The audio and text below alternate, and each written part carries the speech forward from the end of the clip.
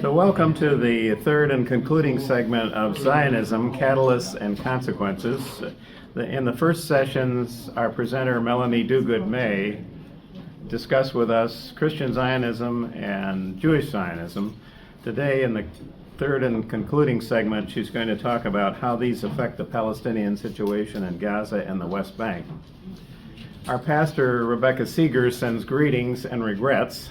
She's in another important meeting here in the building. In fact, it's going to go all afternoon working on various things. So she says, hello, I'm Jim Tiefenthal, one of the members of IPEACE, our Israel-Palestine Education and Action Committee, which is part of our outreach ministries here at Third Presbyterian Church.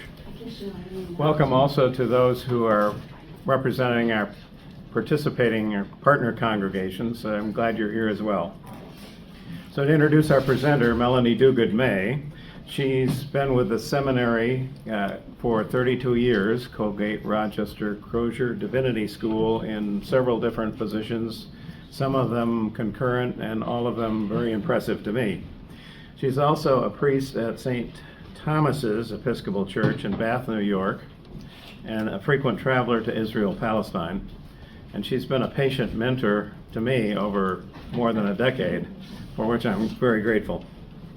As in the other sessions, Melanie plans a presentation. She says it's going to be a bit shorter this time, but then she welcomes conversation, and we invite you to unmute your microphone and speak and discuss on this topic. So thank you. Melanie, take it away. I'll explain it again because people are getting confused. Most Zionists are not Jewish. Most Zionists are not Jews. There are millions and millions and millions more Christian Zionists than there are Jews at all, never mind Zionist Jews. Millions more. There is a greater number of evangelical Zionists than Jewish Zionists. 82% of white evangelical Christian Protestants believe that the land of Israel was gifted to Jews by God, compared to 40% of American Jews. 40% versus 82%. This is from Pew Research Center population level religious data from 2013. To make this simpler, for every one Jewish Zionist, there are 30 Christian Zionists. 30 times as many Christian Zionists. Christian Zionism is the predominant form of Zionism and has been since Zionism emerged as a political identity in the 1870s and 1880s. Pretending that Zionism is a Jewish movement is both incorrect and anti-Semitic. Don't blame us for what the Christian right is doing again. Israel has aligned itself with the evangelical right. Do your reading. Thank you. Thank you, Jim. So I asked Jim to start with this clip, which my spouse actually found on TikTok, because in a very pungent way, it makes 2 points that I've tried to make in the last 2 presentations. That is, Zionism is first and foremost Christian Zionism, both in numerical terms and historical terms. He cites the 1870s, 1880s. That's when Zionism emerged as a political identity and a political movement. And that's the second point that she makes. Christian Zionism is first and foremost a political identity, a political movement that has co-opted biblical prophecy for the unconditional support of the modern state of Israel economically, politically, morally. This is not to say there aren't Jews who are Zionists, and we talked about that 2 weeks ago. But I think for us, we who are Christians, we need to own her point, which is her critical point. Zionism is first and foremost Christian Zionism. And in the first session, we did talk about the way in which elements of what has become a political movement can be traced back to the 4th century and Helena's discovery of holy sites and what became a holy land, talking also about the Protestant Reformation and the emergence of this notion of a nation state. If you're a people, you need a nation state. The way in which those, together with a very literal reading of the Bible, informed what became Christian Zionism full blown as a political force in the late 19th and into the 20th century. That by way of preface and recap. I've heard a number of commentators and analysts declare that this genocide in Gaza, this real-time genocide, is a step too far. I've heard commentators opine that the experiment of the Israeli state is over. But I worry that this kind of analysis, whatever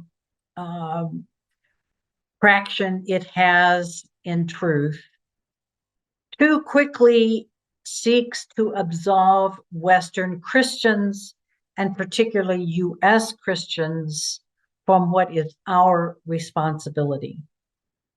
What is being exposed in the day-by-day brutality of this US-backed and funded genocide is that it is a continuation of Western settler colonialism that requires slaughter to maintain itself. We named and explored this last week, and to some extent the week before, 2 weeks ago and the week before, that the only logical outcome of the Zionist doctrine of separation, that is chosen, not chosen, saved, not saved, Jew, not Jew, Christian, not Christian, the only logical outcome of that way of thinking is ethnic cleansing, extermination, genocide. Genocide based on ethnicity or race or tribe or nation or religion. Genocide is fundamental to how the West, Western Christians in particular, have gained and still gain and hold power. Brutal strategies of killing have been repeated, seen and unseen all over the world. The genocide happening in real time in Gaza is, in this sense, apocalyptic.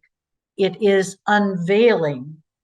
That's the meaning of the Greek word apocalypse, an unveiling the truth to multitudes who have eyes to see. This moment is also an unveiling of what is needed for Zionism in the modern state of Israel to continue its project. And that is the cleansing of the Palestinian people from the land. And in this, we're all implicated by our military and monetary support. The US, along with the UK and Germany, and on, we are implicated.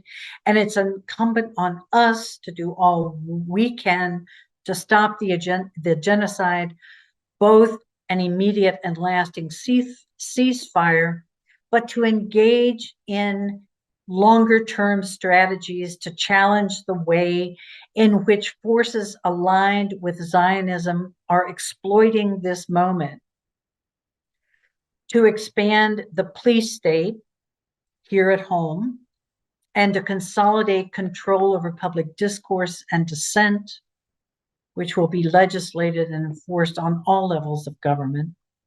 We are seeing this now in real time on campuses and in classrooms and in courtrooms. To stand with and for Palestine is to join the struggle to change global patterns and practices of governance and self-determination for peoples, and to engage that struggle here at home.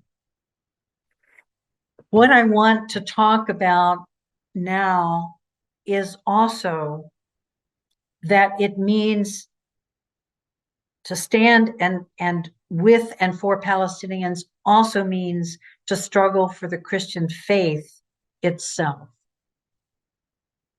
As it has been put during earlier struggles, it is a matter of status confessionis. This is the term that was used by Christians who stood against Hitler to charge that the racist National Socialist ideology adopted by the German church was contrary to the confession of Jesus Christ, who draws all people into communion with God. Status confessionis, that what it means to confess Christ is itself at stake in the struggle.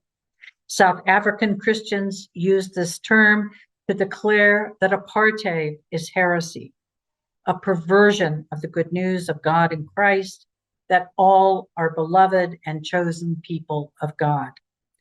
So now we must declare Christian Zionism is heresy, and that the Christian faith is itself at stake in this struggle, status confessionis, for the rights, the dignity, the humanity of the Palestinian people, and that indeed our own humanity is at stake, and as well as our own faithfulness to the gospel is on the line. So I want to say a little bit more about why I think the Christian faith is at stake in our struggle for the Palestinian people and against Christian Zionism. As we talked about in the first session, the bedrock upon which Zionism, whether Christian or Jewish, is built: God, Abraham, and an everlasting promise. God grants the land of Israel to the descendants of Abraham in perpetuity, Genesis 12. The promise and covenant are attached specifically to the land.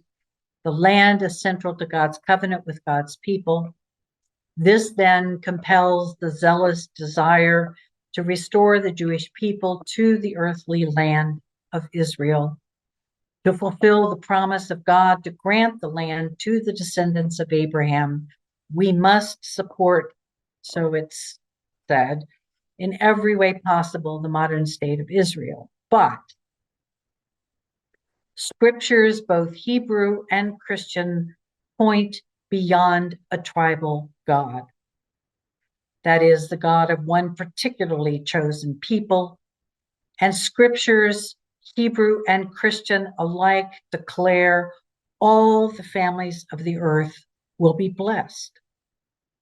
This is clear in the beginning when God creates all that is all the peoples of the earth and all the creatures.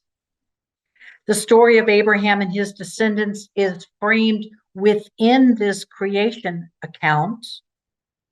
And so the story of Abraham and his descendants cannot be understood apart from God's creation of all that is. Likewise, the story of Abraham and his descendants is also set within the covenant God made with Noah after the flood, the covenant sealed by the rainbow sign in the sky. This covenant establishes God's redemptive activity, embraces all of humanity, and not only all of humanity, but animals, birds, plants, all living things, upon and under the earth, all creation. It is key that to note, to affirm, to declare that the covenant God makes with Abraham does not cancel this universal covenant. Rather, all other covenants God makes with Abraham, with Moses, with David, and so on to the new covenant in Christ, All covenants are predicated upon and to be understood considering creation and the covenant made with Noah that promises care and protection and life abundant for the whole creation and all creatures. That is this universal covenant. This universality of God's care and commitment continues into the New Testament, of course. Jesus and Paul are clear. There is no longer Jew or non-Jew. All are one. Jesus and Paul after him refused to be strong-armed by various attempts to confine or constrain God's love and mercy, which now embraces the entire world, even sinners and enemies. Salvation belongs to God and is offered as a gift of God to all unconditionally in love. Christian Zionism violates this gospel message of love and justice and peace. Its separation of people into saved and not saved, its tribalism based on ethnic exclusivity, its prophecy of an end-time apocalyptic battle, all of this contradicts and indeed cancels out the proclamation of a loving and merciful God, creator of all that is, who will restore all things on earth and in heaven. That's my first point about Christian Zionism as heresy. The universal covenant that God makes with all people, all creatures, and the whole creation. The second point, in the Torah, and this is, I've said this before, but it needs to be said again, in the Torah, that is the Mosaic covenant, the land never belongs to Israel. The land belongs to God. The land cannot be bought or sold or owned in perpetuity. The land is never at the disposal of Israel for its national purposes. To the contrary, Israel is at the disposal of God for God's purposes. And as we said earlier, the promise of the land was never an unconditional right, but a conditional gift. Do not defile yourselves in any of these ways, because this is how the nations that I am going to drive out before you became defiled. Even the land was defiled. So I punished it for its sin, and the land vomited out its inhabitants. But you must keep my decrees and my laws, and so on. If you defile the land, it will vomit you out as it vomited out the nations that were before you. Here, it's key to note also the reference not only to the land, but to treatment of aliens, which occurs 36 times in Hebrew scriptures. Again and again, God warns the people to be compassionate to strangers, to aliens, remembering they themselves were once aliens.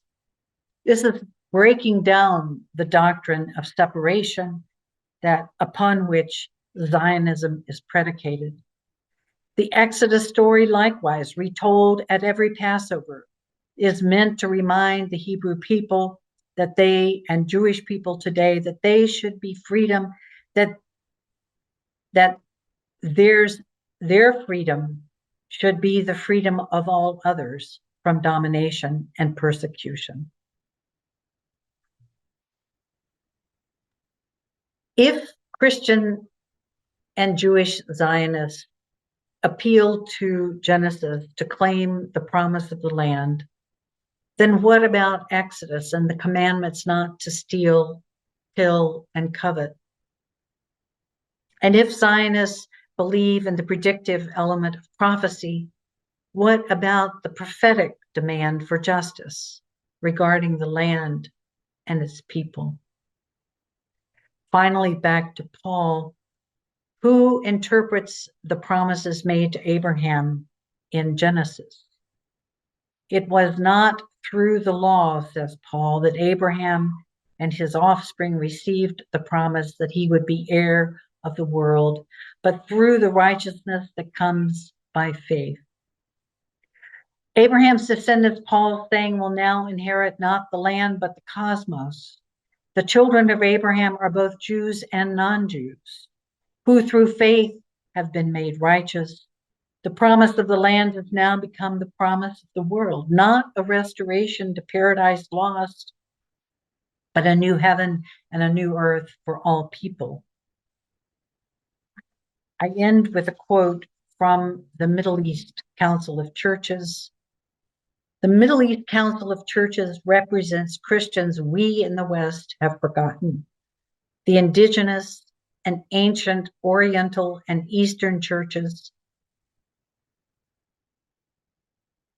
They are critical of the activities and the existence of Christian Zionism and of what is called the International Christian Embassy in particular. They name Christian Zionism as an aberrant expression of the Christian faith based on erroneous interpretation of the Bible. Christian Zionists, they write, force the Zionist model of theocratic and ethnocentric nationalism on the Middle East, rejecting the movement of Christian unity and interreligious understanding, which is promoted by the indigenous churches in the region. The Christian Zionist program, with its elevation of modern political Zionism, provides the Christian with a worldview where the gospel is identified with an ideology of success and militarism. It places its emphasis on events leading up to the end of history, rather than living Christ's love and justice for all people today. As I said, I'm ending early with my remarks so that we can have optimal time for conversation during this concluding session. So I invite now your comments, your questions, and I think in particular, we can also talk more specifically about how this is played out in what is happening in Gaza today. We can talk about what are the things we can do to engage this struggle with Palestinians and for the Christian faith itself.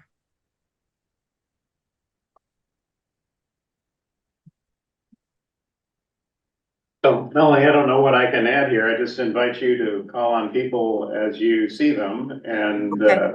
our tech person, Allison Elder, is, I believe, asked the people who wish to unmute their microphones. Those of you online can speak as well. Or if you have trouble with that, put something in the chat and we can read it. So, Beth, I believe you had your hand up. Would you like to kick us off? Okay, thank you. Can you hear me? Yes. Melanie, it's Beth Streber. Hi. Hi. Good to see you, always. Is there anybody somewhere who's got this right? Is there somebody that we can join? Is there an organization, an individual here or in Israel or in Palestine, somebody that we could get behind? The 3 weeks of listening to this is pushing my hopeless button. I'm not alone, but I know, because a lot of what you have heard, I have heard in other places. So I know there's information out there. Has anybody got it organized? Well, you know, Beth, one of the places that really gives me hope is Sabeel. It's an organization based in Jerusalem, in East Jerusalem. It's called the Palestinian Ecumenical Liberation Center. And they do amazing work with Palestinian Christians, articulating their too often unheard voice and they do, they develop resources for us as Christians elsewhere to use. For example, they have a Palestinian Way of the Cross that can be used during Lent and Holy Week. And there are many other resources that they have published or they can make available to us. And they do they do activism. I have every group I've taken. We visit Sabeel, and they take us on study trips to visit places and people. So that's one group, and there is a Friends of Sabeel North America, FOSNA. So that's another group. Those are the first, that's who comes to mind first. Thank you. Because I believe we need to take our lead from Palestinian Christians. They are so often forgotten in this whole scene. Like everybody thinks when they hear Palestinian, they think Muslim, they think often terrorist. There are Palestinian Christians who understand themselves to be the first Christians, to be the fifth gospel, to carry on the oral traditions, the oral stories that are the good news.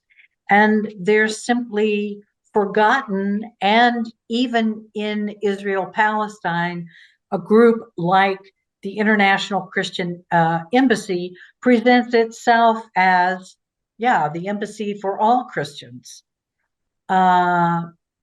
which is maddening. So anything we can do as Christians to support Christians in Palestine, the living communities of faith, that is a way to keep hope alive. And they themselves, Beth, speak about keeping, give an account of your hope.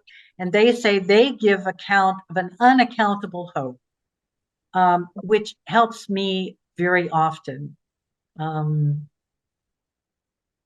think about keeping hope alive.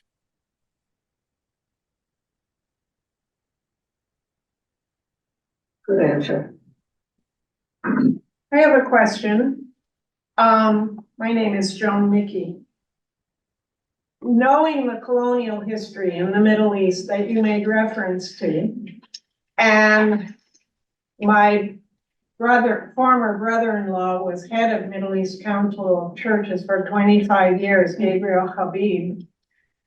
I know how long and how tirelessly they worked for many, many years, and with all the different Christian voices, and it follows perfectly on what you just said about Sabeel.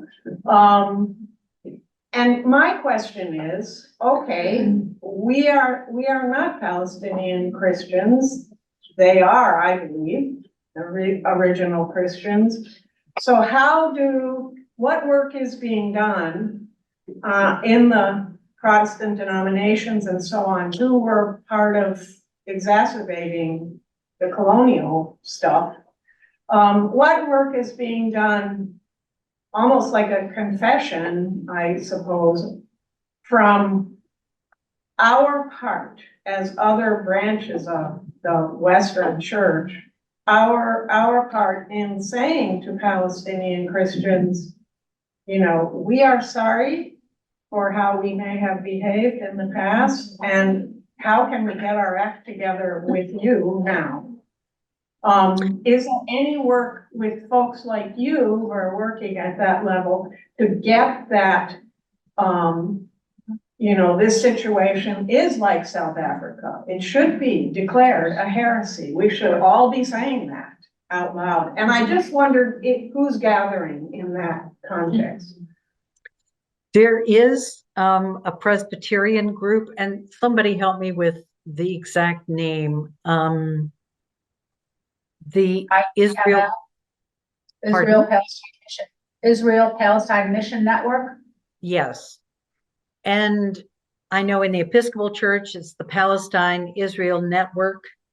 There are within at least those two denominations, groups that are actively working to call for lament. And yeah, there it is, the Israel-Palestine Mission Network. Melanie, Yeah, did Kairos Palestine not also address that? The whole Kairos Palestine movement.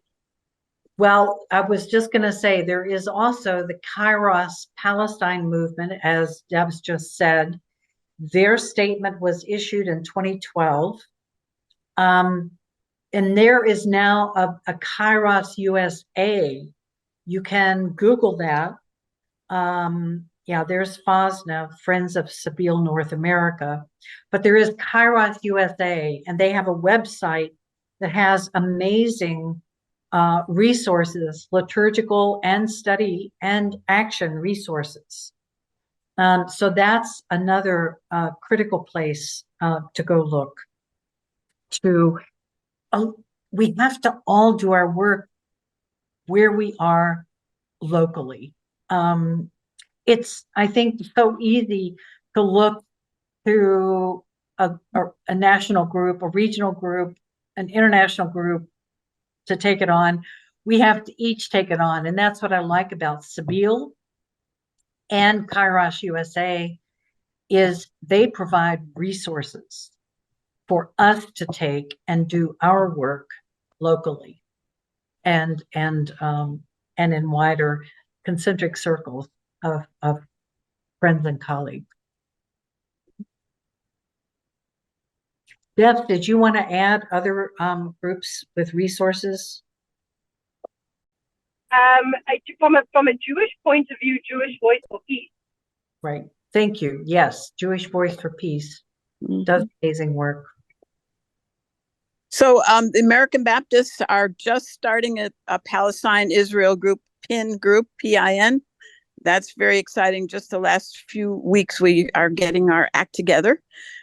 Alliance of Baptists, which is more of a southern-focused Baptist group, has a involvement now in Palestine-Israel issues.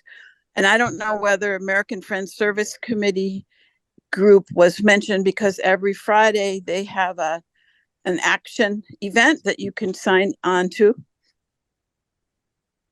Good. Thank you so much, Beth, for mentioning AFSC. American Friends Service Committee has wonderful resources. In terms of news, we in the U.S. need to work if we want to find out what's happening in the world. We cannot rely on mainstream media. And I think I've said that before, and I know many of you know that. There is a daily bulletin from the Electric Intifada that I highly recommend. And I think I mentioned that the Electric Intifada also has live at noon briefings and interviews. There is also a daily bulletin from Mondo Vice, which I highly recommend, and Al Jazeera, which you can watch on YouTube, has excellent daily news, round-the-clock news. Electronic Intifada. Electronic Intifada, yes.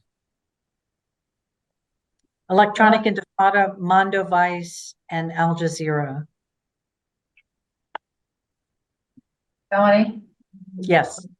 Mindy Schaefer was able to go to Palestine, Israel 6 years ago with the Mosaic of Peace.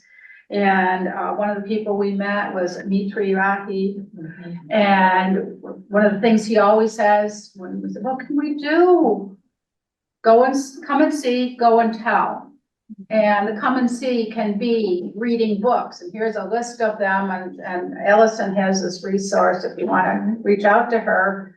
Blood Brothers by Elias Shakur, 100 Years War on Palestine by Rashid Khalidi, Faith in the Face of Empire, Mitra Rahi, Why Palestine Matters, the IMPD. I think you did the book review with us here at one time.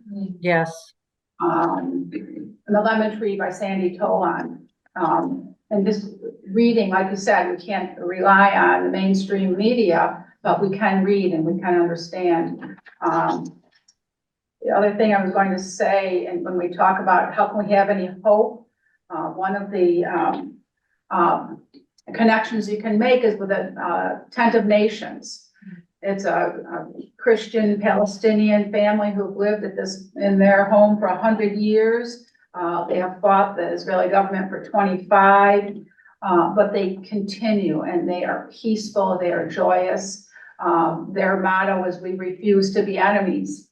And just being persistent along with them is a way to be hopeful in all of this. Great, thank you, Mindy. Yeah, I mean, I know there's several of you that have, but there's an extensive bibliography. And I can get some of that to Jim, focused on Palestinian Christians. So Melanie, we're talking about resources. This is Jim. Hi. Yes. I was wondering if you have any suggestions for speakers from away who might be interesting, along with our partner congregations.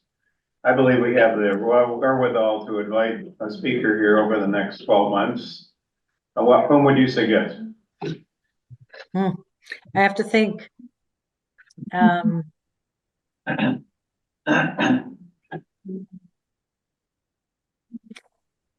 I mean, the first person who comes to mind is a rabbi who's very active with Jewish Voice for Peace, Brent Rosen from Chicago.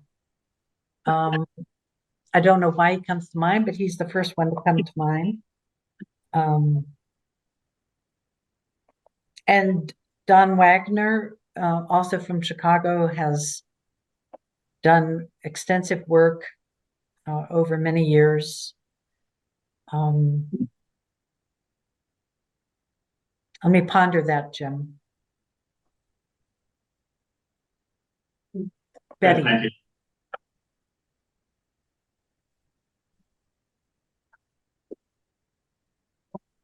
Betty's muted. He's always muted. Can you see if I can unmute her? I'll see if I can unmute you. Okay, now can you hear? Yes. All right, thank you. Are these organizations putting pressure on our politicians? It seems to me it's our politicians that were over the decades have been making unhealthy decisions.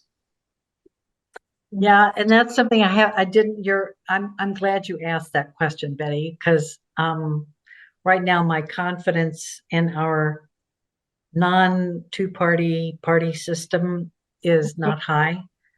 So, but it's what we have. So any way we can communicate with our representatives, the better. And there are a few voices in Congress. I mean, we know a few of the voices, and I would say also reach out to them to support them in the efforts they have made. And the other thing that comes to mind very much is letters to support students on college and university campuses who are facing suspension, expulsion, bans from campus for 5 and 10 years.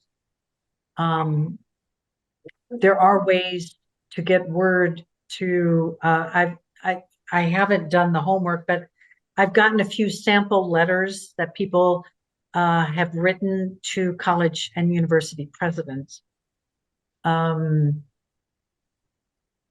So anything we can do to make it clear that there are voices, we are among the voices of dissent to the policy of this government.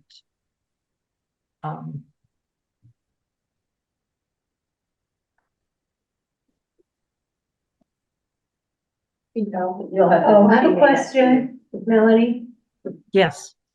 Hi, I'm over here. I'm thinking about the demonstrations on campuses, from the past week. I'm comparing that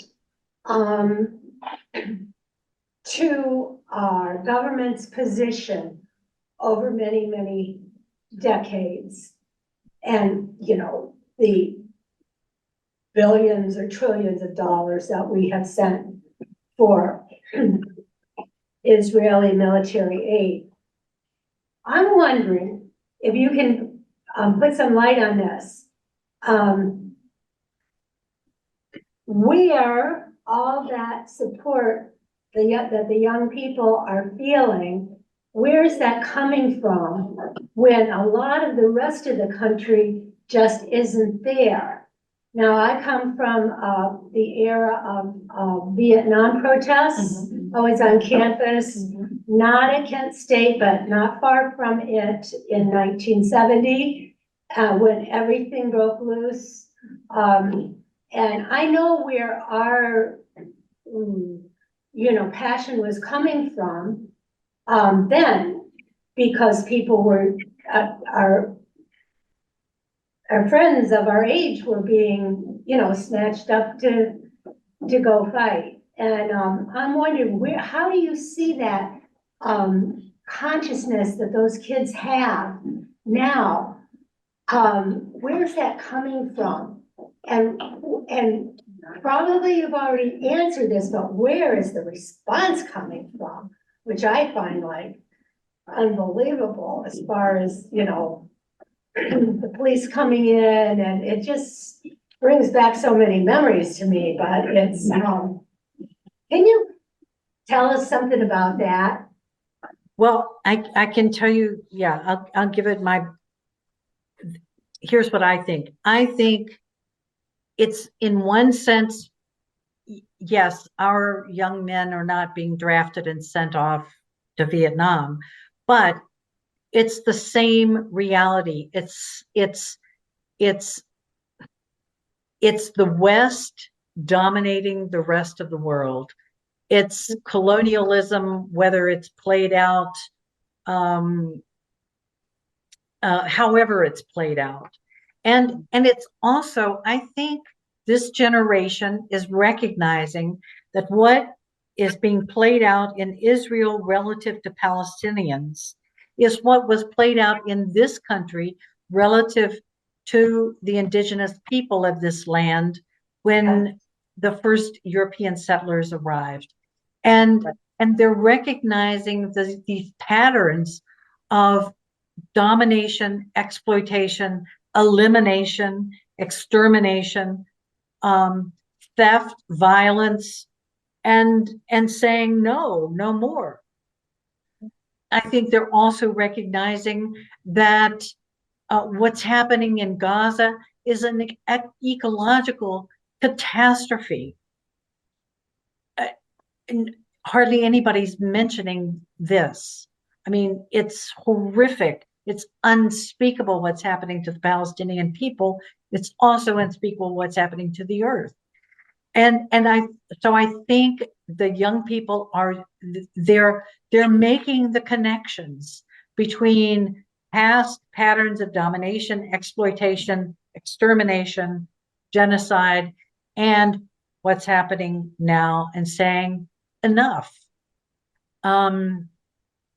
and the response is really no different than the response in the 60s, in the 50s, McCarthy, in the 60s, in the police state is never too far from the surface in this country, even though this country was founded on English traditions of loyal dissent. And dissent being integral to the way democracy works. We no longer believe that, whether or not we practice it. We no longer practice it, whether or not we believe it. Debs, I see your hand. Sorry, I can't press my little hand button because I'm driving. But I was going to say, in terms of the development of the young people's consciousness, I think a lot of that has been shaped through social media, but in particular through TikTok. TikTok has managed to access videos of what's happening in Gaza. They've had young people speaking out. And I think that is part of the reason why we're seeing such an upsurge in the desire to ban TikTok, because politicians realize the power that TikTok has developed amongst the youth in bypassing the dominant media narratives that are so controlled by the state. And so for them, TikTok is one of the most dangerous things out. In fact, a lot of them were saying it spreads anti-Semitism. What it's really done is, I think, opened the next generation's eyes to what's actually really happening in their own government simplicity in it. So I think a lot of their conscientization is actually formed through social media, and in particular TikTok. Thanks so much. Well said. Can I also ask a question following on what Deborah just mentioned? You mentioned the claim of anti-Semitism, and that seems to be the dominant theme in criticism of the campus movements and anyone else who seems to be critical of U.S. government's role in the violence. It's just an automatic label of being anti-Semitic. So do you have any advice for us about how to counter that? Well, that charge is based on, remember the clip that we started with about most Zionists are not Jewish, but Christian? Mm-hmm.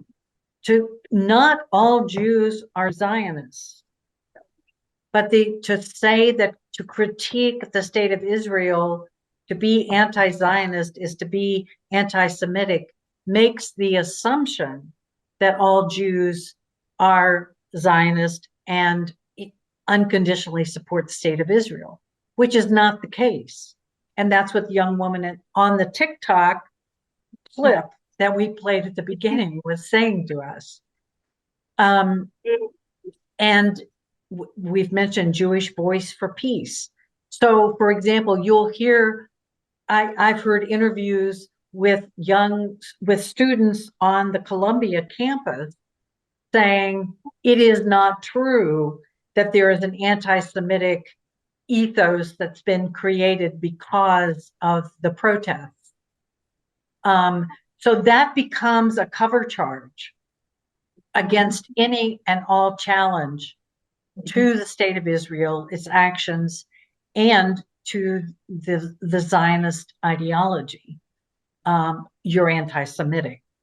In fact, there are a lot of not only sort of progressive Jews who are engaged in Jewish Voice for Peace, for example. That's one group. But there are also Orthodox Jews who argue that in terms of the Jewish faith, Zionism is an abomination because it takes into human hands what can only be in God's hands. So for many Orthodox Jews, to take back the land is abomination. The land is God's, and God's to give back to the people if we are faithful. And so for them, the early Zionists were usurpers of God's place and God's role.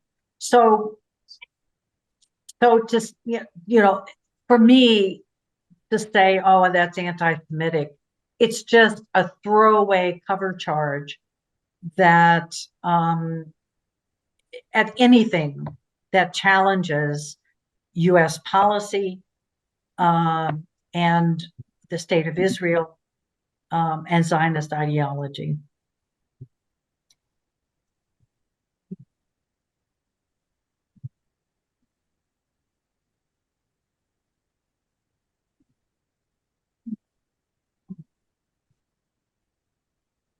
I don't hear anyone else speaking. Is there anything else? We could close just a few minutes early. All right, I guess not. Do you see anyone online, Allison? Nope, no other messages. So, Melanie, thank you very much. I'm so glad that we're recording this because as often when I interact with you, I would like to go back and review those theological points you mentioned at the beginning, and they're there for my restudy. Just as a comment to you, Beth, you're the first questioner of where I see hope. I see some glimmers recently, and they are just that, very small glimmers. But I can highlight three areas that I hold up for your consideration. First of all, our senator from New York, Chuck Schumer, said on the Senate floor that he's calling for an election in Israel because he feels the prime minister has outlived his effectiveness. So that's really a big deal for Chuck Schumer to make a statement like that. Secondly, I'd say that Anthony Blinken was quoted last week as saying he's made a determination about human rights abuses for one single unit of the Israeli military that had a particularly bad action, according to Blinken. I think I agree with him. So that's, although he didn't mention the reference directly, that's the first time I've heard the Leahy laws mentioned in connection with Israel. That's Patrick Leahy, who, I mean, it was quite a while ago that these were passed, that U.S. should not support countries or activities that violate human rights. And finally, of course, I think there are far more people paying attention to Israel, Palestine than there were before. So I think this is a good thing. And some of this that Melanie's talking about today is going to seep through, I think, the general consciousness. So thank you, Melanie. It's been very rich, very full. So Thank you, Jim. Thank you all. I'm sorry that our schedule wasn't such that you were certainly willing to come into town. It was just you have other duties on Sundays. So I'm always happy to come, but Sunday mornings are not possible. So. But thank you, Jim. Thank you all. I'm always honored to be able to speak on these matters that are very close to my heart. And I'm available to be a resource, however I can do that going forward.